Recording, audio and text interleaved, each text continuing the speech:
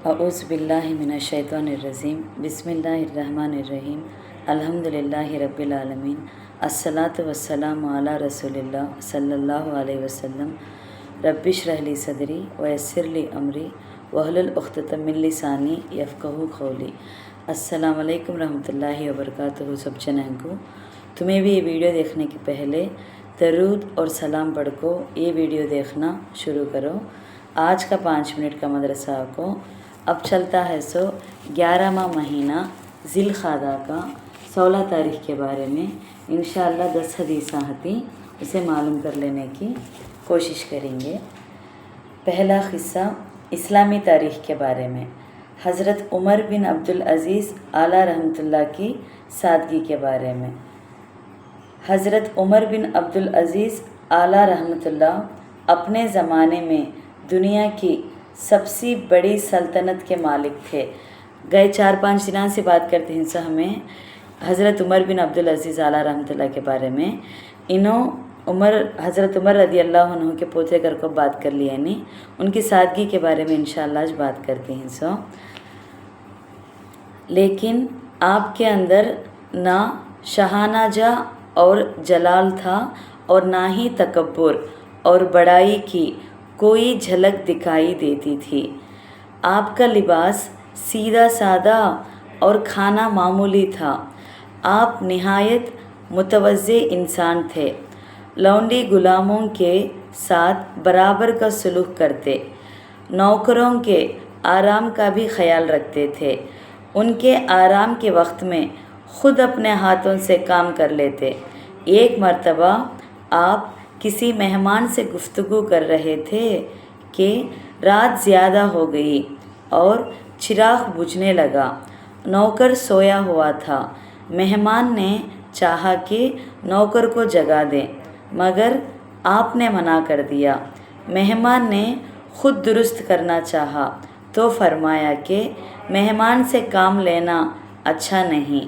लिहाजा उन्होंने ख़ुद उठकर चिराग में तेल डाला और उसको दुरुस्त किया और फरमाया कि मैं चिराग को दुरुस्त करने से पहले भी उमर बिन अब्दुल अज़ीज़ था और अब भी उमर बिन अब्दुल अज़ीज़ हूँ। यानी इन कामों को करने से आदमी छोटा नहीं बनता। क्या आज के ज़माने में कोई है जो अपने नौकरों का इतना ख्याल रखे? दोमा क़िस्सा हुज़ूर सल्लल्लाहु अलैहि वसल्लम का मोजिज़े के बारे में, एक चमत्कार के बारे में। खाने में बरकत। हज़रत अबू अय्यूब अंसारी रदी अल्लाह अन्हु फरमाते हैं, मैंने एक मर्तबा सिर्फ़ 2 आदमियों का खाना बनाया, यानी आप सल्लल्लाहु अलैहि वसल्लम और हज़रत अबू बकर रदी अल्लाह अन्हु का। लेकिन आप सल्लल्लाहु अलैहि वसल्लम ने मुझे हुक्म दिया कि अंसारियों को बुला लाओ।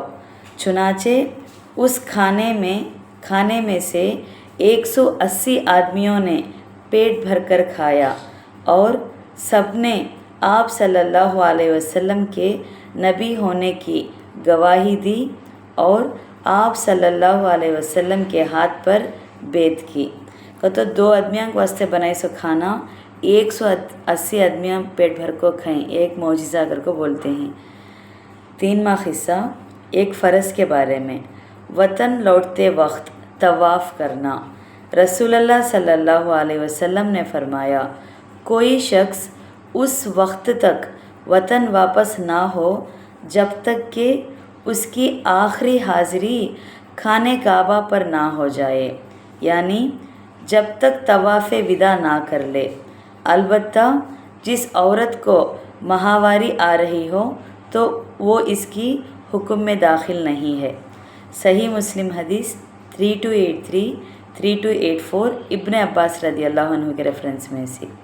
इसमें क्या खुलासा करती हैं तो हुदूद हरम से बाहर रहने वालों पर वतन लौटते वक्त तवाफ़े विदा करना वाजिब है। 4वां क़िस्सा एक सुन्नत के बारे में। बेदार होने के बाद आँखों का मलना। रसूलुल्लाह सल्लल्लाहु अलैहि वसल्लम नींद से उठते ही दोनों हाथों से चेहरे और आँखों को मलते थे। تاکہ نیند کا خمر دور ہو جائے۔ صحیح بخاری حدیث 183 ابن عباس رضی اللہ عنہ کے ریفرنس میں سے۔ پانچواں قصہ ایک اہم عمل کی فضیلت کے بارے میں۔ قربانی جہنم سے حفاظت کا ذریعہ ہے۔ رسول اللہ صلی اللہ علیہ وسلم نے فرمایا، جس نے خوش دلی اور اپنے قربانی کے جانور کے بدلے ثواب کی نیت سے قربانی کی تو یہ اس کے لیے جہنم سے روکنے کا سبب بنے گا۔ معجم کبیر 2736 حسن بن علی رضی اللہ عنہ کے ریفرنس میں سے۔ چھواں قصہ ایک گناہ کے بارے میں۔ جمعے کے دن دوران خطبہ بات کرنا۔ رسول اللہ صلی اللہ علیہ وسلم نے ارشاد فرمایا، جو شخص جمعے کے دن دوران خطبہ بات کرے گا وہ اس گدھے کی طرح ہے جو اپنے اوپر بوجھ لاڑے ہوئے ہیں، اور جو اسے چپ رہنے کے لیے کہا اس کا بھی جمعہ کامل نہیں ہے۔ مسند احمد 2033 ابن عباس رضی اللہ عنہ کے ریفرنس میں سے۔ اس میں کیا بولتے ہیں گے تو جمعے کے دن دوران خطبہ بات کرنا اور بات کرنے والے کو اشارے سے منع کرنا بھی درست نہیں، البتہ اگر کوئی ایسا کر لے تو نماز ہو جائے گی۔ ساتواں قصہ دنیا کے بارے میں۔ اللہ تعالیٰ دنیا کس شخص کو دیتا ہے؟ رسول اللہ صلی اللہ علیہ وسلم نے ارشاد فرمایا، بے شک اللہ تعالیٰ نے تمہارے درمیان اخلاق کو اس طرح تقسیم کیا ہے، تقسیم کو تو بانٹنگ کی، جس طرح تمہارے رزق کو تمہارے درمیان بانٹا ہے، اور اللہ تعالیٰ دنیا اس شخص کو عطا فرماتا ہے جس کو دوست رکھتا ہے، اور اس شخص کو بھی جس کو دوست نہیں رکھتا۔ یعنی دنیاوی مال اور دولت اللہ تعالیٰ ہر شخص کو عطا کرتا ہے، چاہے وہ اس کا دوست ہو یا نہ ہو، اور اللہ تعالیٰ دین صرف اسی کو عطا فرماتا ہے جس سے اس کو محبت ہو، اور جس کو اللہ تعالیٰ نے دین عطا فرمایا تو جان لو کہ اللہ تعالیٰ اس بندے سے محبت کرتا ہے۔ مستدرک حاکم 3671 عبداللہ رضیز رضی اللہ عنہ کے ریفرنس میں سے۔ آٹھواں قصہ آخرت کے بارے میں۔ احرام کی حالت میں مرنے والے کا حشر۔ حضرت ابن عباس رضی اللہ عنہ فرماتے ہیں کہ حج یا عمرے کا احرام باندھے ہوئے ایک محرم شخص کو اس کی اونٹنی نے گردن کے بل گرا دیا، جس سے وہ فوت ہو گیا تو گزر گئی بھی۔